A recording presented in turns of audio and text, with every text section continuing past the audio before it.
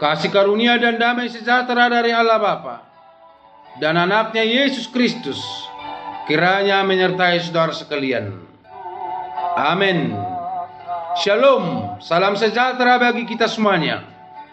Firman Tuhan yang menyapa kita di hari ini yaitu 22 April 2020, tertulis dalam Yunus 2 ayat 7. Demikian firman Tuhan. Ketika jiwaku letih lesu di dalam aku, teringatlah aku kepada Tuhan, dan sampailah doaku kepadamu ke dalam bait-Mu yang kudus. Demikian firman Tuhan. Saudara, apakah saudara sudah berdoa hari ini? Karena doa adalah napas kehidupan kita. Doa orang benar sangat besar kuasanya. Untuk itu janganlah engkau jemu-jemu untuk berdoa.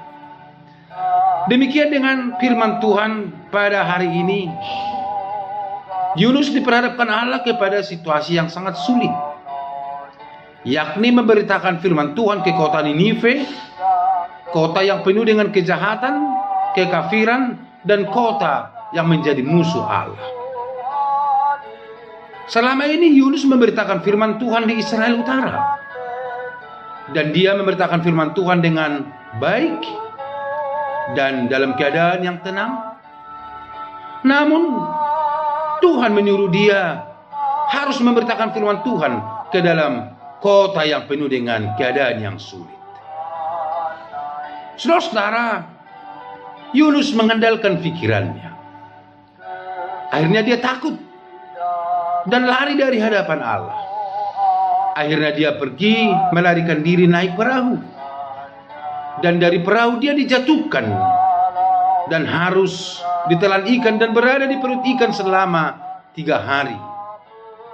Di perut ikan yang penuh dengan kegelapan dan tidak akan mungkin lagi ada jalan keluar. Saudara-saudara, dari perut ikan yang penuh dengan kegelapan, dalam keadaan kematian, dia berseru kepada Tuhan. Dia insaf akan dosanya.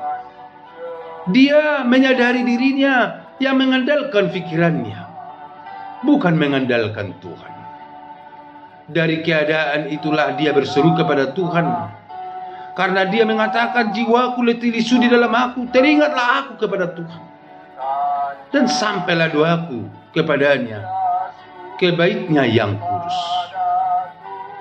Dari sini kita tahu, saudara-saudara, ketika dia letih lesu, ketika dia tidak berdaya lagi, di dalam kekelaman itu, di dalam keadaan yang sulit itu, maka dia berseru-seru kepada Tuhan, supaya Tuhan memberikan kepada dia jalan keluar. Saudara-saudara, dia berdoa dengan sungguh-sungguh. Dan itulah yang diinginkan oleh Tuhan ke kita, ketika kita berdoa dengan sungguh-sungguh, bukan dengan rutinitas, apalagi namanya dengan hafalan. Tentu tidaklah didengarkan oleh Tuhan. Tetapi doa yang sungguh-sungguh, kita yakini Tuhan memberikan jalan keluar. Untuk itu saudara-saudara, ketika kita sekarang menghadapi keadaan yang sulit, maka jangan mengandalkan pikiran, tetapi marilah kita mengandalkan Tuhan. Karena mungkin bulan yang lewat atau tahun yang lewat kita menghadapi situasi yang tenang, tapi tahun ini kita menghadapi keadaan yang sulit. Tapi kita tahu segala keadaan itu Tuhan tahu, apakah keadaan kita tenang atau dalam keadaan sulit. Untuk itu ketika kita menghadapi keadaan yang sulit, kita menyerahkan diri kepada Tuhan, supaya Tuhan memberikan kepada kita kekuatan untuk menghadapinya. Saudara-saudara, berdoalah dengan sungguh-sungguh, berdoalah dengan tekun.